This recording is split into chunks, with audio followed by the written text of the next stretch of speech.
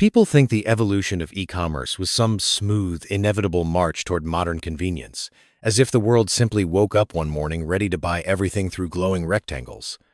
But the truth, the part buried under the headlines, the IPO celebrations, the glossy founder memoirs, is that e-commerce was shaped by startups bleeding in the dark long before the world applauded them. It wasn't innovation, it was survival. It was founders with maxed out credit cards trying to prove that people would trust a screen the same way they trusted a store clerk. And I know this, not because I studied it, but because I lived through parts of it, watching giants being born while my own small company clawed for relevance in a market shifting faster than anyone could predict. Before Amazon became a deity in the commerce world, e-commerce was considered a joke. People laughed at the idea that customers would buy books online. Who buys what they can't touch? They asked, as if imagination had never existed. But every revolution starts with a question that sounds stupid until it becomes obvious. And that's where the earliest e-commerce startups lived, between ridicule and inevitability. What outsiders didn't see were the warehouses with ceilings that leaked, the servers that crashed every Black Friday, and the founders sleeping on concrete floors because they couldn't afford both rent and payroll. Amazon, eBay, Alibaba, all of them were forged in chaos. I remember visiting an early e-commerce founder back in the late 90s. His office was a garage stacked with boxes, shipping labels scattered everywhere like confetti from a party nobody attended. He pointed to a single blinking modem and said, half joking, half terrified, "If that thing dies, we're dead." That was e-commerce back then.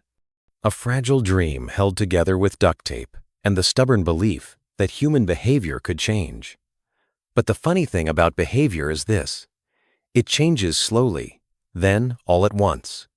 The turning point came not from technology, but from trust. Trust that your order would arrive. Trust that your card wouldn't get stolen. Trust that the seller on the other end was real. And that trust was built not by giants, but by small startups fighting tooth and nail to earn it. Startups like Zappos, who turned customer service into a religion, answering phones at 3 a.m. just to prove they cared. People thought they were crazy, who spends hours talking to customers about shoes. But that craziness became a billion-dollar blueprint. Then came the wave of niche players, Shopify powering the rebels without infrastructure, Etsy giving artisans a global marketplace, Warby Parker proving you could disrupt an industry as old as vision itself, with a few clever experiments and relentless grit. And while the press loved calling these companies overnight successes, what they didn't see were the failures buried just beneath the surface. For every e-commerce unicorn, 100 startups died quietly in shared workspaces and forgotten warehouses. I watched some of those deaths up close. There was a friend of mine who tried to build a subscription box before subscription boxes were a trend. He packed each box by hand with trembling fingers, praying that this would be the month he wouldn't have to ask his parents for help again. But he was too early. Market wasn't ready. Infrastructure was too fragile. Customer acquisition costs were a nightmare. No spreadsheet could soften. His startup didn't fail because he wasn't good. It failed because timing is a brutal judge that spares no one. And timing more than technology has always shaped e-commerce. The rise of smartphones, for example, didn't just accelerate online shopping. It detonated an entirely new era. Suddenly, e-commerce wasn't a place you visited, it was a thing you carried in your pocket. The companies that survived that shift weren't the ones with the most capital, but the ones with the most humility. They listened, they adapted, they rebuilt their interfaces again and again, until conversion felt effortless. I remember making that shift myself. We had built an online storefront that looked gorgeous on desktop, a masterpiece of early 2000s design arrogance. But on mobile, it was a nightmare. Buttons too small, pages too slow, checkout flows built for keyboards, not thumbs. Our sales tanked without warning, and for weeks we blamed everything but the truth. When we finally accepted that we were becoming irrelevant, we tore the product apart. Nights spent hunched over outdated frameworks, weekends debugging crashes that only happened on devices we couldn't afford to buy. And slowly, painfully, the numbers began to climb again. That was when I realized a truth that would guide me for the rest of my career. E-commerce doesn't reward the strongest. It rewards the most adaptable. Then came the era of logistics, the silent backbone nobody noticed until startups like Amazon Prime forced the entire world to rethink delivery. Two-day shipping sounded impossible at first, almost comical. But impossibility is just an invitation for startups with nothing to lose. Soon, warehouses became battlegrounds. Robots replaced forklifts. Algorithms replaced guesswork. And behind all of it were founders who looked at shipping delays and saw opportunity hidden beneath frustration. But the most profound evolution in e-commerce wasn't speed. It was personalization. The moment companies stopped selling products and started selling experiences, the entire industry shifted. Recommendation engines, AI-driven storefronts, dynamic pricing, all of these came from founders who understood one simple idea. People don't buy things, they buy feelings. They buy convenience, identity, belonging, validation, and the startups that tapped into that emotional undercurrent shaped the next generation of giants. Some stories still echo for me.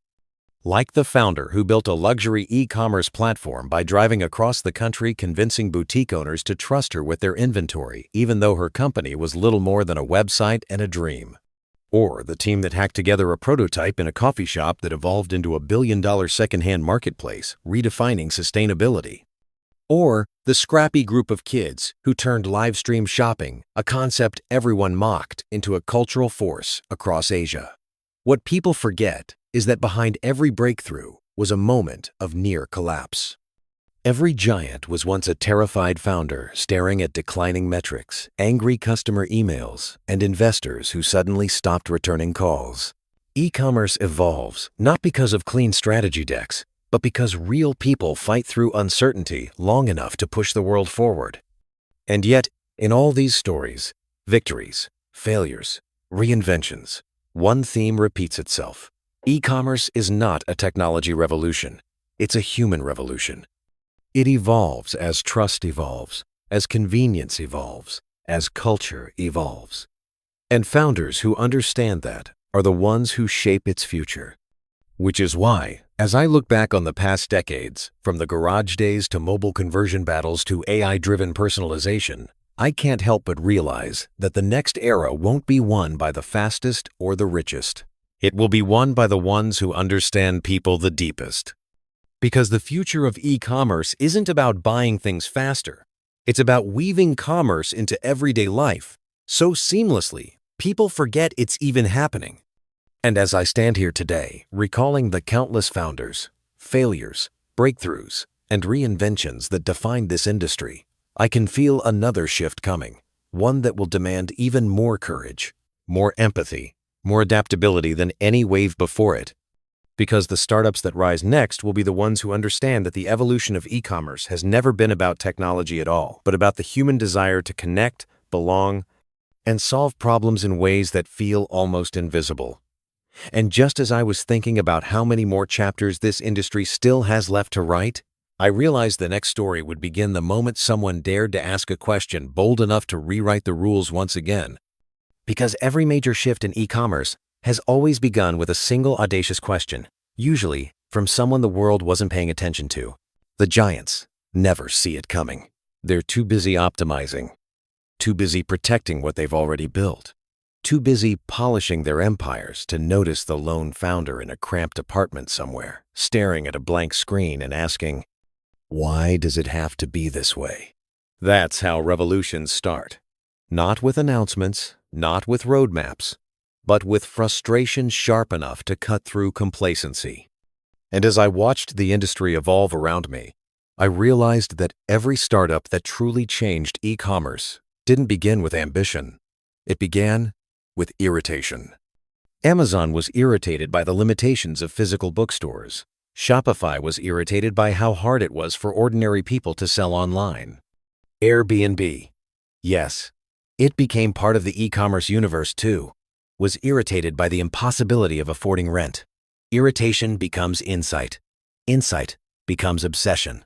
Obsession becomes innovation. But innovation alone never changes an industry. What truly transforms e-commerce is timing. And timing, ironically, is the one variable founders pretend they can control but never truly do. I've seen brilliant products die simply because the world wasn't ready. I've also seen mediocre ideas explode because the cultural winds shifted in their favor at the perfect moment. And if there's one truth I learned the hard way, it's that the evolution of e-commerce is less about building the right product and more about building the right product at the right time. Take social commerce, for example. Early attempts failed miserably. Interfaces clunky, audiences uninterested, conversions abysmal.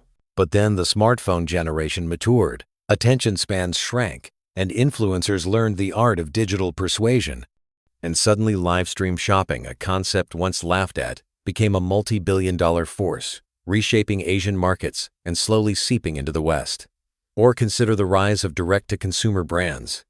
Warby Parker didn't succeed because they reinvented eyewear. They succeeded because consumers were exhausted by bloated retail margins and hungry for authenticity. Dollar Shave Club didn't win because they had the best razors. They won because they understood frustration and used humor as a weapon.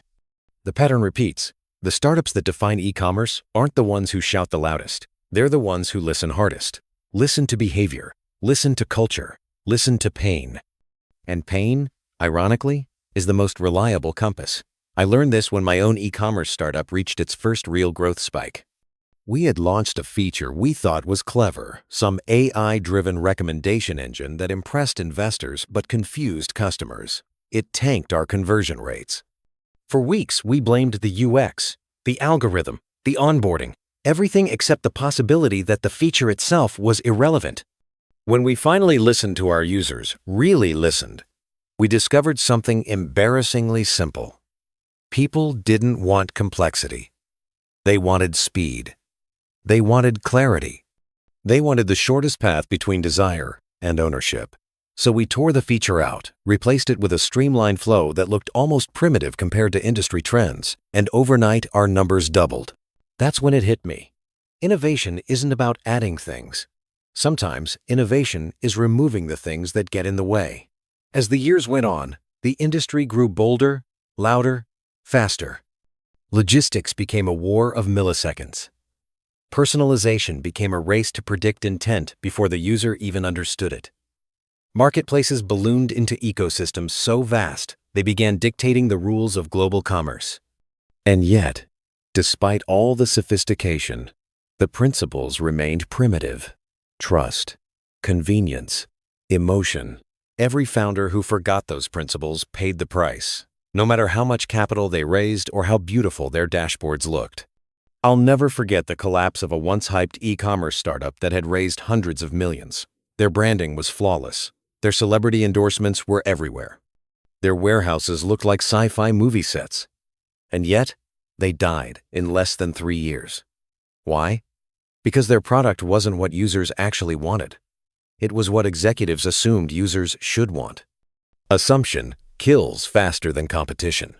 Meanwhile, the quiet, unglamorous startups, the ones focused on underserved niches, boring logistics challenges, obscure customer pains, grew slowly but steadily, becoming the backbone of the next e-commerce era. That's the paradox of this industry. The future is rarely built by the companies everyone is watching. It's built by the companies nobody understands until it's too late. And as AI began weaving itself deeper into commerce, personalization evolved into prediction. Commerce stopped being a transaction and became a conversation products recommended before the desire fully formed. Checkouts triggered by voice, autonomous systems orchestrating supply chains without human intervention. The line between shopping and living blurred. Yet even then, even as algorithms learned our desires better than we could articulate them, one truth refused to change. E-commerce is human. Human in its motivations.